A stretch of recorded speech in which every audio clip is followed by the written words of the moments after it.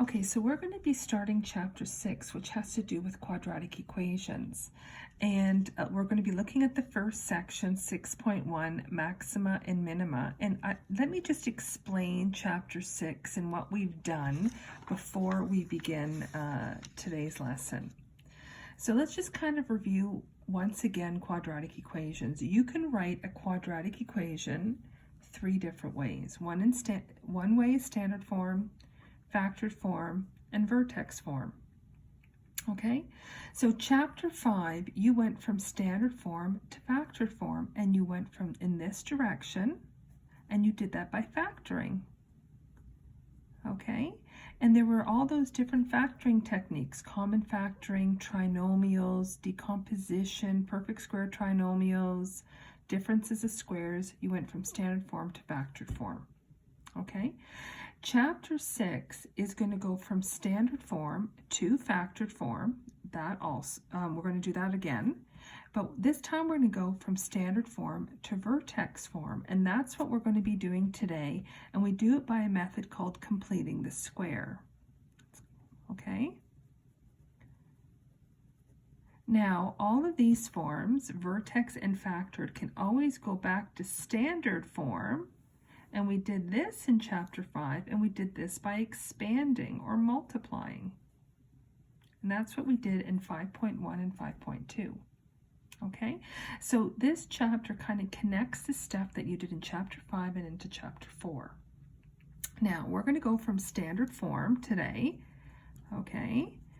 And we're going to go, and it's an equation now, so it's going to equal something. So here it's equaling y, and we're going to go into vertex form, and we're going to do it by a method called completing the square.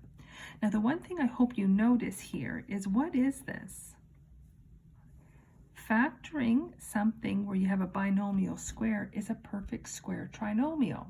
So we're going to have to create that. So let's just quickly review what a perfect square trinomial is. It's something like this. How do you know something's a perfect square trinomial? This is a perfect square, meaning if I take the square root of 36, I get a whole number. There's a 1 understood here. That's a perfect square. You always must check the middle, and you check the middle by taking the square root of 36, taking the square root of 1, multiplying them together, and then doubling it. If that is the middle, then you know it's a perfect square trinomial like we have here. So then you're going to have a binomial squared. You're going to square root this to get x. You're going to take down this middle sign, plus, and you're going to square root this to get 6. This is what we're trying to create. Okay? And when we create it, and you'll see it in the lesson, you're going to have something like this. And you're going to have to figure out what this number that you're adding is. So let's look at, how do you go from 12 to 36? We're going to kind of do the opposite of what we did here. We're going to take the 12, we're going to divide it by 2 to get 6. Then we square the 6 to get 36. Okay? And understanding that is going to help with completing the square. Okay, so let's look at today's lesson. So, and I've outlined the steps involved and how you do it, okay? And some of the steps seem a bit strange, but it makes sense when you've tried a couple of examples. So you're asked to find the vertex of this parabola. This is in standard form. In order for you to find the vertex, it needs to be in vertex form, like this. So we're going to go from this form to this form. And I know the vertex, once again, this is review of chapter 4, is your h value and your k value. Remember, h is the opposite sign that's in the bracket. Okay? So these are the steps. The a value, whatever the a value is in your equation, you're going to take that out as a common factor between the first two terms only. So I look here, remember this is standard form. What is your a value here? Your a value here is a 1. Okay? That 8, remember you need this out. You need that outside bracket. So I'm going to take that 1 out. You don't usually write it. If you want to write it, if it makes you feel better, put it there, but you don't usually write it. Okay, it's between the first two terms. It's not a common factor like factoring. You're taking that number out between the first two terms only. So this plus 5 goes outside the bracket. So remember, with common factoring, you divide by the common factor. So I'm going to divide everything by 1. And when you divide by 1, there is no change. So it looks like this. Okay, remember, this is what we're trying to create. Okay, so my A value here is 1. This is the step that confuses people. Okay, remember, we're trying to make a perfect square trinomial. So you're going to take this 12, which is the B value in my bracket. You're going to divide it by 2 and then square it. I just did that right here. Remember when I talked about this? Take that 12, divide it by 2, and then square it. That's what we're doing now. So we're taking that 12, we're going to divide it by 2, which we know is 6. We take 6 and we square it, we get 36. You're going to take that number and you're going to add it and subtract it. Now, you're going to say, I know what you're thinking. Why add it and subtract it? What's the point? Right? If I only add 36 to this, I've changed the value. But if I add 36 and then take it away again, what have I really added? I've added a 0. And that's why you add it and subtract it in that order. Okay? And keeping in mind, we're trying to create this trinomial square. So I need a trinomial, right?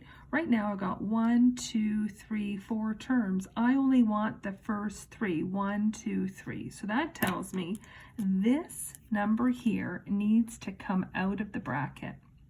Okay, so take the last term out of the bracket. Normally we take every term out of the bracket, but this time we're only taking one of them. And anytime you expand or take the numbers out of a bracket, you need to multiply by the number in front. Here the number in front is 1, so you're going to take, and it changes of course when you don't have a 1 in front. So you take that 1, you multiply it by that negative 36, and then you're going to put it here outside the bracket. Okay? So here, take the last term out of the bracket. Don't forget to multiply by the number in front of the bracket. So we'll look at another example where you don't have a 1 here. It didn't cross an equal sign, so no change in the sign, right? It just goes here with the 5. Okay? Now we're going to simplify it. If you did everything correct, you have a perfect square trinomial, which I have here. Perfect square, perfect square. If we square root both of these, multiply it, double it, we'll get 12. So now we factor it. Remember, when you factor it, it will always be a binomial square. You're going to square root this to get x. You're going to take down this sign to get plus. You're going to square root this to get 6. And then combine these. So 5 take away 36 is negative 31. And now this is in vertex form. So if you're asked what's the vertex, you're going to give me the h value and the k value. Because this is plus 6, remember h is opposite that, right? So my vertex is at negative 6 and negative 31. Okay? It'll feel better after you practice it. Okay, so let's look at another example, doing the exact same thing, and you're always doing the same steps. This is the question. Again, what's my a value? It's negative 3. That comes out only between the first two. Okay, I don't do anything with this 12. So I'm going to divide each of these terms by negative 3. So I take negative 3x squared and divide it by negative 3, I get x squared. You should have no a value in front of that x squared when it's in the bracket. There should be a 1 here. Okay? Negative 24x divided by negative 3, it's a positive 8.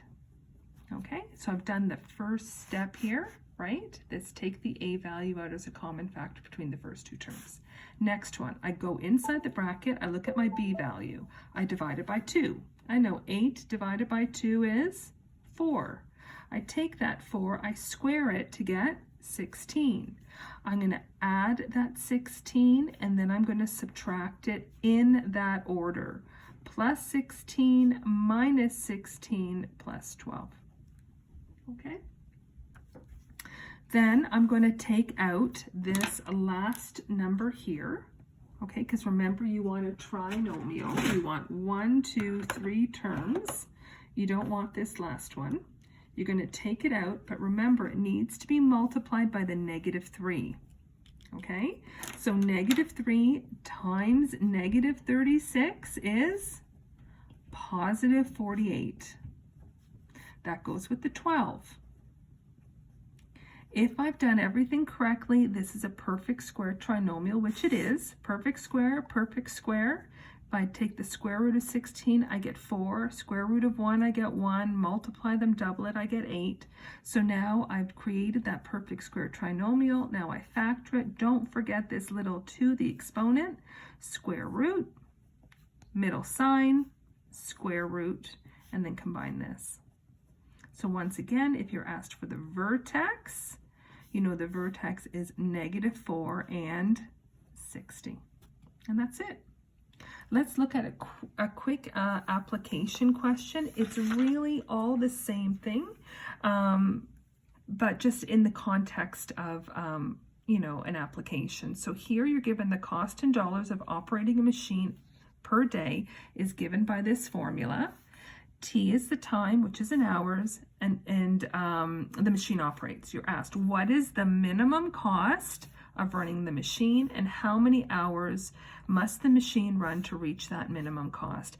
As soon as you're asked for a maximum or a minimum, in this example, a minimum, you know that you need to go into vertex form, right? Remember, your vertex is your H value and your K value. You know something is a minimum if your A value is positive because it opens upward. This vertex is a minimum. If something opens downward, you have a maximum like this. Okay? So this brings us back to chapter 4. So if I see I have something in standard form, and I need a max or a min, I need to get into vertex form, so I need to complete the square. So that's what we're going to do here. Okay? So once again, the first step, the A value comes out between the first 2 terms only. So I divide each of these by 2. Okay? There's my first step. Remember, you're trying to create that perfect square trinomial. So you're going to take 44. You're going to divide it by 2 to get 22. Then you square 22 and you get 484. Add it, then subtract it. Okay? Now we want only, sorry, I got that. That square there. We only want these 3 terms, the first 3. Remember, we need to take this out, but in order to take it out, it needs to be multiplied by the 2. Okay, so then you get 968. That goes with the 1,125. So it's negative because this is negative. I've created a perfect square trinomial, right? Square root 484 and I get 22. So I square root t squared to get t, bring down this sign, square root this to get 22. Combine these and I get 157. Now let's answer the question. What is the minimum cost of running the machine? Well, the max or the min value is always the K value. So the minimum value is the cost, the minimum cost is $157. Remember, that's your K value. How many hours must the machine run? Well, the machine runs, it's going to be the H value. The machine runs 22 hours. which is the H value. And that's our conclusion, and that is it.